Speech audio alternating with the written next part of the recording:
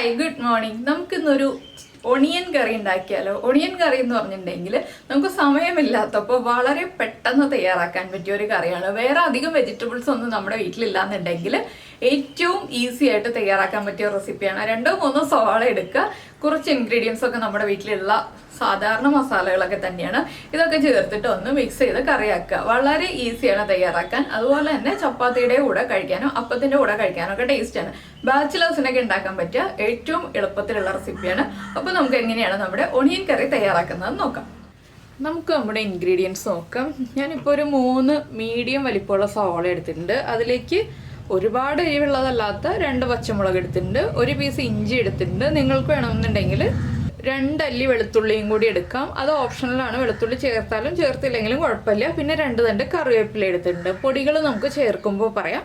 പിന്നെ ഇതിൽ ഏറ്റവും ഇമ്പോർട്ടൻ്റ് ആയിട്ടുള്ള ഒരു ഇൻഗ്രീഡിയൻ്റ് എന്ന് പറഞ്ഞിട്ടുണ്ടെങ്കിൽ ചൂടുവെള്ളമാണ്. പച്ചവെള്ളം ചേർക്കരുത്, ചൂടുവെള്ളം ചേർക്കുക. അപ്പോൾ ആദ്യം നമുക്ക് ഈ സവോളയൊന്ന് ചെറുതായിട്ട് കട്ട് ചെയ്യാം. പച്ചമുളകും ഇഞ്ചിയും ചെറുതായിട്ട് കട്ട് ചെയ്യുക. വെളുത്തുള്ളി ചേർക്കുന്നുണ്ടെങ്കിൽ വെളുത്തുള്ളിയും ചെറുതായിട്ട് തന്നെ കട്ട് ചെയ്തെടുക്കുക. അപ്പോൾ ഇതെല്ലാം കട്ട് ചെയ്ത് കഴിഞ്ഞിട്ട് ഞാൻ കാണിച്ചു തരാം ഞാൻ ഏത് വലിപ്പത്തിലാണ് കട്ട് ചെയ്തിട്ടുള്ളതെന്ന്. അപ്പോൾ നമ്മുടെ സവോള നമ്മളിതാ ഈ ഒരു വലിപ്പത്തിൽ കട്ട് ചെയ്തെടുത്തിട്ടുണ്ട്. ഒരു സവോള 3 കുറുകെ കട്ട് ചെയ്തിട്ട് അത് നീളത്തിൽ കട്ട് ചെയ്തെടുത്തു. അതുപോലെ പച്ചമുളക് ചെറിയൊരു തിക്നെസ്സിൽ റൗണ്ടിൽ കട്ട് ചെയ്തെടുത്തു. ഇഞ്ചി പൊടി പൊടിയായിട്ട് കട്ട് ചെയ്തെടുത്തു. വെളുത്തുള്ളി ഉണ്ടെങ്കിൽ വെളുത്തുള്ളി ആണെങ്കിൽ ഇതുപോലെ ചെറുതായിട്ട് ചോപ്പ് ചെയ്തെടുക്കുക. ഇനി നമുക്കൊരു ചട്ടി ചൂടാക്കിയിട്ട് നമ്മുടെ കറി റെഡിയാക്കാൻ തുടങ്ങാം. പിന്നെ ഒരു കാര്യം, നിങ്ങൾക്ക് ഈ ഒരു കറിയിൽ പുളി ആവശ്യമാണെങ്കിൽ വിനാഗിരി ചേർക്കാം കേട്ടോ. ഒരു ടീസ്പൂൺ വരെ വിനാഗിരി ചേർക്കാം. തക്കാളി ചേർത്തിട്ടുണ്ടെങ്കിൽ പെർഫെക്റ്റ് ആവില്ല. അതുകൊണ്ടാണ് വിനാഗിരി ചേർക്കാം എന്ന് പറയുന്നത്. പുളി ആവശ്യമില്ല, പുളി ആവശ്യമുള്ളവർക്ക് ഞാൻ പറഞ്ഞു എന്ന് മാത്രമേ ഉള്ളൂ. അപ്പോൾ നമ്മളൊരു ചട്ടി വെച്ചിട്ടുണ്ട്. ചട്ടിയിലേക്ക് എണ്ണ ഒഴിച്ചിട്ടുണ്ട്. ഈ ഒരു റെസിപ്പി ചെയ്യുമ്പോൾ കുറച്ച് കട്ടിയുള്ളൊരു പാനോ ചട്ടിയോ വയ്ക്കുക കേട്ടോ. നോൺ സ്റ്റിക്ക് പാൻ ആണെങ്കിൽ കട്ടിയുള്ള പാൻ വയ്ക്കുക, ഇല്ലെങ്കിൽ ഇരുമ്പിൻ്റെ ചട്ടി വയ്ക്കുക. ഇതിലേക്ക് ഞാൻ അത്യാവശ്യം കുറച്ച് വെളിച്ചെണ്ണ ഒഴിച്ചിട്ടുണ്ട്. വെളിച്ചെണ്ണ കുറച്ച് കൂടുതൽ വേണം. അപ്പോൾ ഞാനിതിലേക്ക് കടുക് ചേർക്കുകയാണ്. 1 ടീസ്പൂൺ കടുക് ഒന്ന് പൊട്ടി തുടങ്ങട്ടെ. ഇപ്പോൾ നമ്മുടെ കടുക് പൊട്ടി കഴിഞ്ഞിട്ടുണ്ട്. ഇതിലേക്ക് നമ്മൾ ആദ്യം ചേർക്കുന്നത് ഇഞ്ചിയാണ്. വെളുത്തുള്ളി ഉണ്ടെങ്കിൽ വെളുത്തുള്ളിയും കൂടി ചേർക്കുക. ഇഞ്ചി ചേർത്ത് ഒന്ന് ഇളക്കി കഴിഞ്ഞിട്ട് നമുക്ക് നമ്മുടെ കട്ട് ചെയ്ത് വെച്ചിരിക്കുന്ന സവോള ചേർത്ത് കൊടുക്കാം.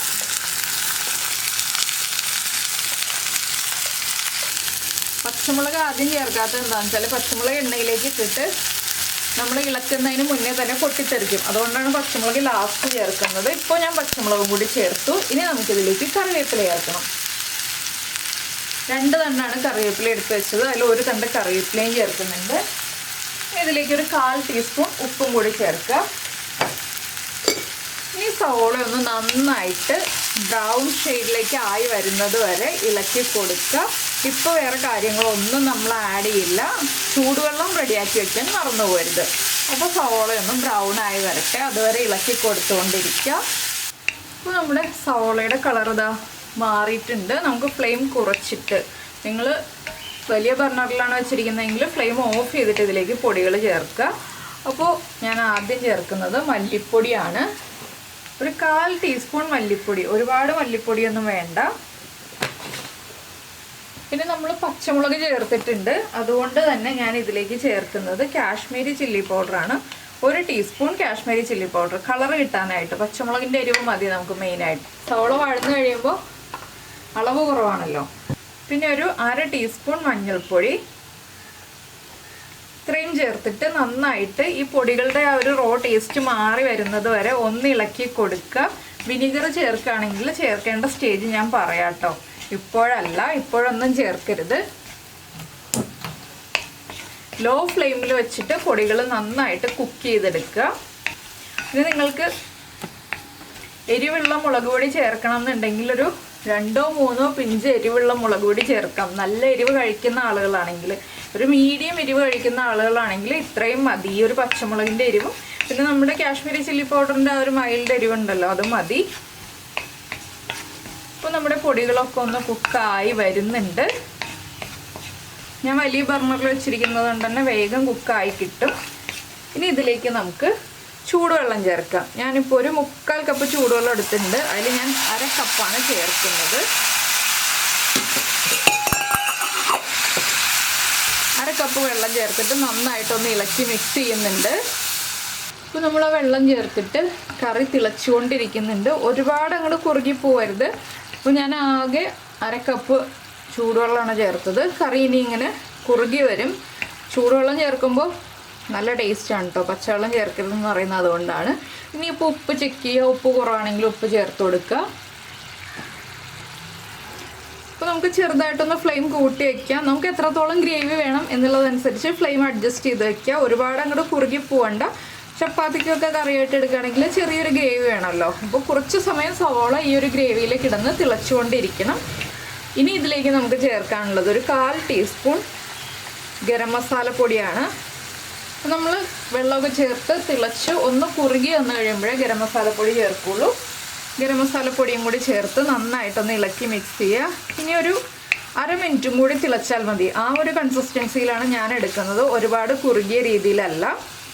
അപ്പോൾ ഇതാ കണ്ടോ, നമ്മുടെ കറി ഒന്ന് കുറുകി വന്നിട്ടുണ്ട്. ഞാൻ ഫ്ലെയിം ഓഫ് ചെയ്യാണ്. എന്താണെന്ന് വെച്ചാൽ ഇത് വീണ്ടും കുറുകും ഒന്നുകൂടി. അപ്പോൾ നമ്മളിനി ലാസ്റ്റ് ചേർക്കുന്നത് ഒരു തണ്ട് കറിവേപ്പിലയും കൂടി. ഇത്രയേ ഉള്ളൂ നമ്മുടെ സവാള കറിയുടെ പരിപാടി. ഈസി ആയിട്ട് തയ്യാറാക്കാം. ഒരു 10 മിനിറ്റ് സമയം ഉണ്ടെന്നുണ്ടെങ്കിൽ നമ്മുടെ സവാള കറി റെഡിയാവും.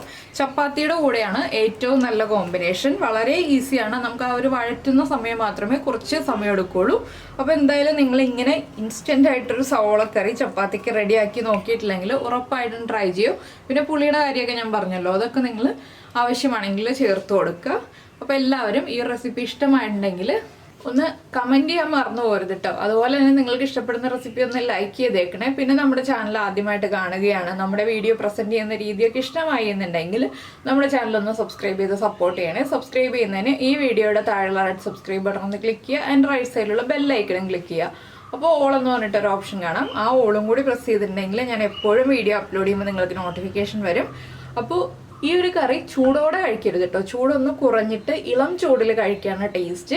പിന്നെ പഞ്ചസാരയൊന്നും ചേർക്കേണ്ട ആവശ്യമില്ല. സവോളയ്ക്ക് മധുരമാണല്ലോ. അപ്പോൾ എല്ലാ കറികളിലും പഞ്ചസാര ചേർക്കുന്ന പോലെ ഈ കറിയിൽ പഞ്ചസാരയുടെ ആവശ്യമില്ല. അപ്പോൾ എല്ലാവരും ട്രൈ ചെയ്ത് നോക്കുമല്ലോ. നമുക്ക് നമ്മുടെ അടുത്ത റെസിപ്പിയുമായിട്ട് അടുത്ത ദിവസം വീണ്ടും കാണാം.